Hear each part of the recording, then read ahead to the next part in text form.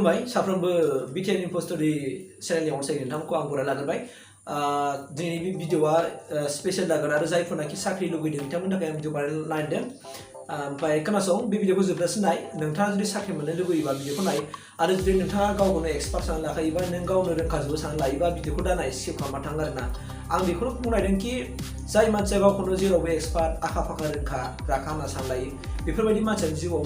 फेलें जायो गावनि सिमांखौ फुलफिल खालामनो हाया जाय मानसिया गावखौ माने गुबुननिफ्राय माखासे गियान बुथुमनो नागिरो गुबुननिफ्रायबो माखासे नलेजखौ बुथुमना लानो नागिरो स' बैफोरबायदि मानसिया जिउआव साक्सेस जानो हायो मानोना जों गासिबो मानसियानो जों रावबो पारफेक्ट नङालै हयथ' जों मेथ्सआव पारफेक्ट जानो हागौ दस्रा आयदायाव जों पारफेक्ट नङा जों रिजनिंआव पारफेक्ट जानो हागौ दस्रायाव पारफेक्ट जानो हाया बेफोरबायदि आरोना ओंखायनो आं बुंदों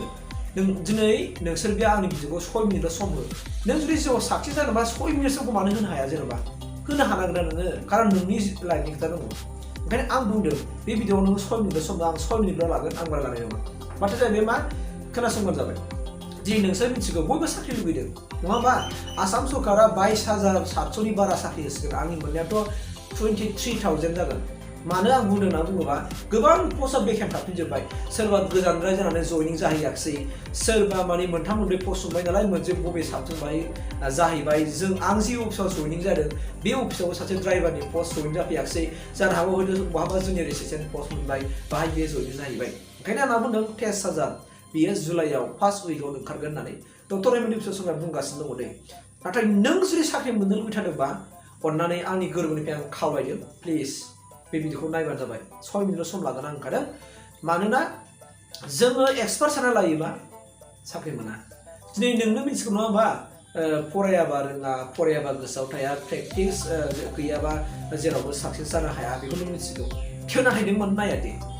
नों बेखौ मिथिगौलाय फरायाबा रोङा फरायाबा गोसोआव थाया नाथाय नों मानो फरायाखै नोंनि साख्रि हास्थायगासिनो दं हाइ साख्रि जागासिनो दं मानो फरायाखै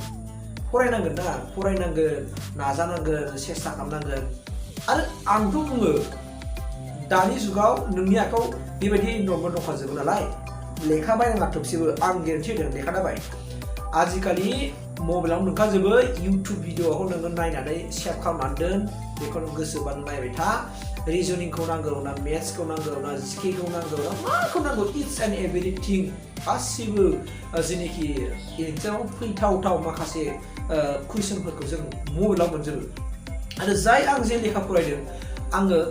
लेखा थोबसेबो नायाखै आं मबाइलाव नायजोबदों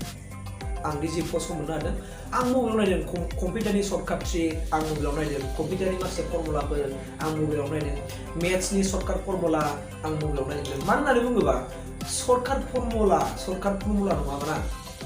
एग्जामाव लं मेथडआ खामानि होआ नोङो जायखौ नोङो सानबा 5 मिनिट सम लागोन नोङो बेखौ 5 सेकेन्डआवनो हायो 10 सेकेन्डआवनो हायो बेबायदि फर्मुला दं ओंखायनो आङो नोंसोरखौ बुंदों बिसिनि भिडिअखौ नाय आङो साइड होनानै दोनखागोन सासे दङ इमरान सार ओमफ्राय सासे जाबाय डिआर सार बिसिनि फर्मुलाखौ नाय मेथ्स फर्मुला ओमफ्राय रिजनिंबाबो बिसिनि भिडिअआव मोननाय नङा खिन्थु एसएससि मेकार सासे दङ बे एसएससि मेकाराव रिजनिंखौ नाय सर्टकाट ट्रिक जोबासो बे फर्मुला दं माने रिजनिं फैयो ब्लाड रिलेशनशिपबो दङ ब्लाड रिलेशनआबो नोङो इमरान सारनाव मोनगोन आरो डिआर सारनावबो मोनगोन बेयाव भिडिअखौ नायबानो जाबाय ना खिन्थु माला सार्कुलार ओंखारो बेखौ नेनानै था बेखौ नेनानै थानाय माने नों सेस नों मोनला नोङो ओंखारगासिनो नाथाय आं बुंदों 22,700 बेल' हाइजेस्ट साख्रि ओंखारसिगोन आसामाव बिनिफ्राय आरो गैला मानो गैला ओंखारगोन 500 600 100 250 पस्ट ओंखारगोन दा नों बेबायदि पस्टआव बोरै मोननो हाया ना नोङो सम्भब नङा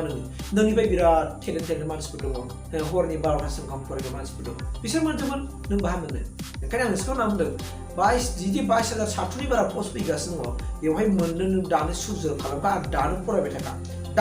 था नों मोनगोन 100% मोनगोन खिन्थु सार्कुलारखौल' ओंखारनायखौ नेबाय थानानै सार्कुलार ओंखारबा फरायनोसै माबोरै जालायखो बे नोंनिसो दाय ना नोंसोरखौ दाय होनो उनाव सरकारनावनो दाय होनोसै नामा साख्रि मोनाखै मा मोनाखै होननानै आरो गासिबो मानसिया साख्रि मोनजोबखाया ओंखायनो टेलेन्ट थानांगौ मानसिनाव बुद्धि थानांगौ जाय जेरावखि बेराया नोङो जेरावखि लोंला जाया थाया मानो सानसेयाव नोङो 1 आवारल' सम होदै बा उन्दुनायनि सिगां दसे नाय फुंफ्राव दसे नाय ओरैनो थानायाव फंसेयाव दसे नाय जिकेफोर मखस्थ' थालायनांगौआ रिडिं नायलाबायल' थानांगौ होमबानो बेनो अट'मेटिक नोंनि गोसोआव थायो मिथिबायना नायबाय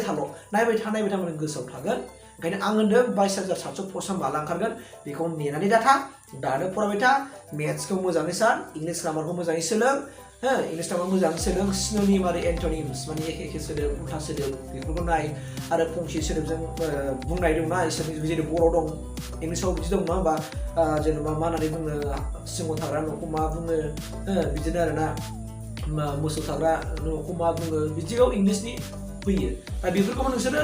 मोनजोबो गासिबो मायाव मोनजोबगोन नोङो गुगोलाव सार्च खालामना नागिर गासिबो मोनजोबगोन आं होनदों ओंखायनो आं लेखा थोबसेयाव फरायाखै आं मबाइलाव नायजोबदों आं मबाइलाव नायनानैनो मबाइलाव मेथ्स नायदों मबाइलाव रिजनिं नायदों मबाइलाव ब्लाड रिलेशनशिप नायदों मबाइलाव जिके नायदों आरो मालाबा आं गुगोलाव सार्च खालामनानै आं जिखौ डाउट दं बेखौ नायदों आं बिदिनो पास जादों ओंखायनो आं नोंसोरखौबो दिनै रेकमेन्ड खालामनानै होदों अननानै नोंसोरो 22,000 बे 22,000 साख्रि माला ओंखारगोन बेखौ दानि आरो आं बिसोर बुंबावदों बेबायदि बुरजा बिबांनि पस्ट ओंखारलाखादों ओंखायनो बेयावनो सुजुग लाखादो नोङो जुदि बुरजा पस्टआव नों पास जानो हायाखैबा नों बे नोङो 600-200 पस्टआव नों बोरै मोननो